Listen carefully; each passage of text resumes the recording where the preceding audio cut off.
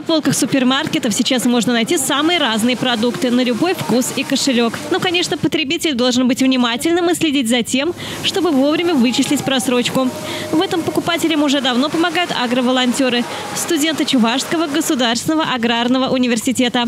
Рейды часто проходят в магазинах Чебоксарного, Чебоксарска и Мариинского посада. Кроме того, нужно отметить, что с недавнего времени введена обязательная маркировка для бутилированной воды и молочной продукции. Проверить наличие ветеринарного сертификата и срок годности можно в приложении «Честный знак». Нужно только скачать его на свой смартфон. Через «Честный знак» можно отсканировать этот QR-код, и тебе выдает, что он просрочен или нет. Но также можно убедиться по дате, он просрочен или нет. Особенно важно разъяснить все вопросы пожилым покупателям. Они всегда благодарны за такую заботу и участие. Часто попадается просрочка? Не знаю, мы вроде всегда знак берем. Внимание обращаем.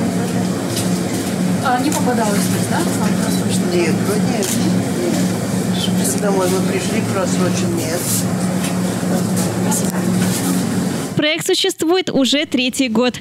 Агроволонтеры регулярно выезжают на такие рейды. Они обращают внимание, что особенно внимательными нужно быть, выбирая зелень, выпечку и молочные продукты. Здесь просрочка встречается чаще. Действительно, сетевой магазин, он очень большой, и не каждый может увидеть просроченную продукцию на прилавке. Но в любом случае наши рейды помогают эту продукцию увидеть, извлечь ее из прилавков. Ну и, конечно, дают возможность, чтобы все наши жители Чувашской республики ели только свежую продукцию. Агроволонтерство для ребят – это еще один способ проявить себя. Кроме того, очень приятно чувствовать себя частью дружной команды.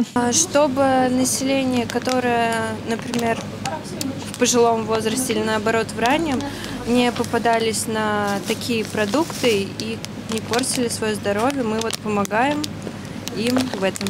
Таким образом, подобный общественный контроль помогает вовремя убирать с полок просроченные продукты. Ведь это прежде всего вопрос безопасности и здоровья. Я всегда смотрю, когда что-то покупаю, потому что это моя безопасность. И если я что-то нахожу просроченное, я всегда возвращаюсь к кассирам и сообщаю им об этом. Напоминаем, что если вы обнаружили на полке супермаркета просроченный продукт, нужно просто обратиться к персоналу. Теперь этот вопрос можно решить еще быстрее. Так что забота о здоровом питании и свежих продуктах должна стать общим делом. Елена Яковлева, Степан Гурьянов. Жизнь столицы.